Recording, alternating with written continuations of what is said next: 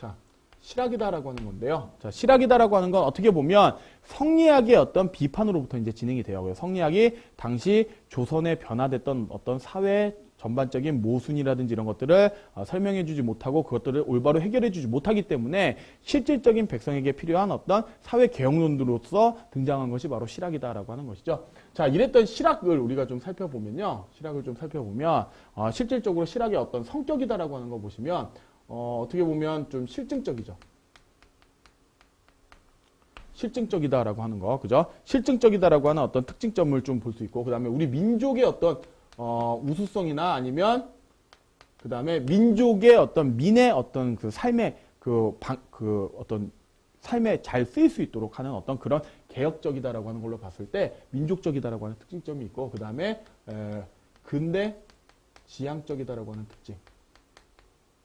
그죠? 새롭게 어떤 그 상업이 발달함으로 해서 어떻게 보면 좀 민권 의식의 성장 이런 것들을 통해서 근대 국가로 가는 어떤 다양한 개혁안들을 담고 있다라고 하는 근대 지향적이다라고 하는 특징점들을 좀 가지고 있습니다. 그리고 어떻게 보면 그 상공업 중심의 어떤 개혁론을 주장했던 세력들을 같은 경우는 나중에 어떻게 보면 서양의 어떤 그 우수한 문물들을 우리가 좀 받아들이자라고 하는 개화 사상으로 이어졌다라고 하는 거.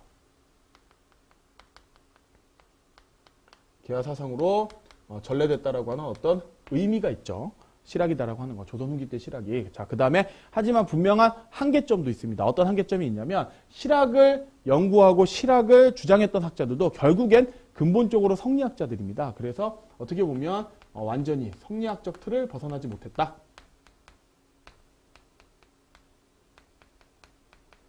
완전히 벗어나지 못했다.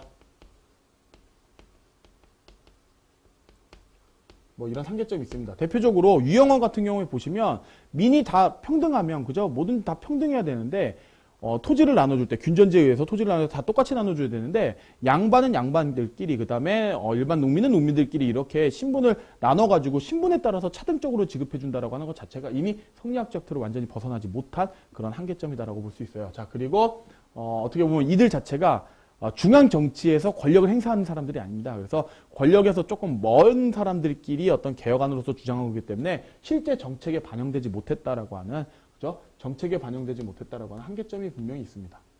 정책에 반영되지는 못했다라고 하는 한계점이 있다. 그래서 실학을 간단히 실학의 어떤 성격이라든지 어떤 의미와 한계점을 정리하면 이런 식으로 좀 정리가 될 것 같아요. 어쨌든 이러한 형태의 실학은 크게 이제 두 가지로 우리가 살펴볼 수 있는데요. 자, 첫 번째가 바로 농업 중심의 개혁을 주장했던 농업 중심의 개혁론.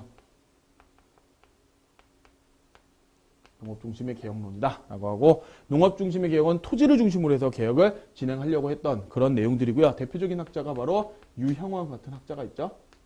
유형원 같은 경우는 반개수록이다라고 하는 책을 썼어요. 반개수록이다라고 하는 책을 썼고요. 어떻게 보면 양반이라든지 농민이라든지 신분에 따라서 차등적으로 똑같은 토지를 나눠줘야 된다라고 하는 균전제,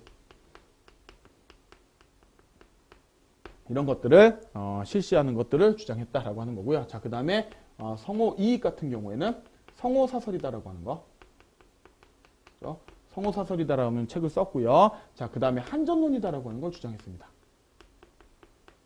바로 영업전이라고 하는 토지를 두고 그 토지는 절대 매매나 증여나 이런 것들이 불가능하게 만들어 놓으면 결국엔 토지에 대한 제한을 두면 그죠? 결국에는 모든 사람들이 영업전 이상의 토지를 다 보유할 것이다 라고 하는 그런 형태의 한전론을 주장했다라고 하는 거고요. 그 다음에 6가지 좀이다라고 하는 거죠. 당시 사회를 좀먹는 6가지 좀이다라고 하는 것들을 주장했다라고 하는 뭐 노비제라든지 그죠? 뭐 과거제라든지 양반 문벌제도 그죠? 그다음에 뭐 사치 미신 그죠? 이런 것들, 승려, 게으름 이런 것들을 이야기합니다. 자, 그다음에 그 실학을 집대성했다라고 평가받는 정약용 같은 인물들을 좀 우리가 좀 보시면 목민심서라든지 그죠? 경세유표다라고 하는 책을 썼죠. 자, 그리고 여전론이다라고 하는 걸 주장했다. 여전론이다라고 하는 그 정전제다라고 하는 가장 이상적인, 맹자가 주장했던 이상적인 토지제도를 가지고 와서 공동경작과 관련된 어떤 여다라고 하는, 일여다라고 하는 가상의 토지 단위를 놓고요. 거기서 공동경작을 해서 같이 이제 살아야 된다라고 하는 어떤 그런 공동 경작과 공동 노동을 주장했던 여전론이다라고 하는 것이 있죠. 그 다음에 실학을 집대성했다라고 하는 것. 이런 특징점을 좀 보인다라고 하는 거죠. 자, 그리고 농업 중심의 개혁론과는 다르게 이제 상공업 중심의 개혁론이 있죠. 상공업 중심의 개혁을 주장했다. 그래서 중상주의 학파다 이렇게도 보이는데요. 첫 번째 우리가 좀 살펴볼 인물은 유수원이다라고 하는 인물이죠. 유수원이다라고 하는 인물 같은 경우는 우서다라고 하는 책을 썼고요. 그죠? 본인 스스로가 이제 산업공상의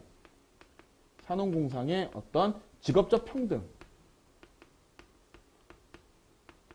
그 다음에 뭐 전문화 이런 것들을 주장했다. 자, 이렇게 볼 수 있고요. 그 다음에 홍대용 같은 인물,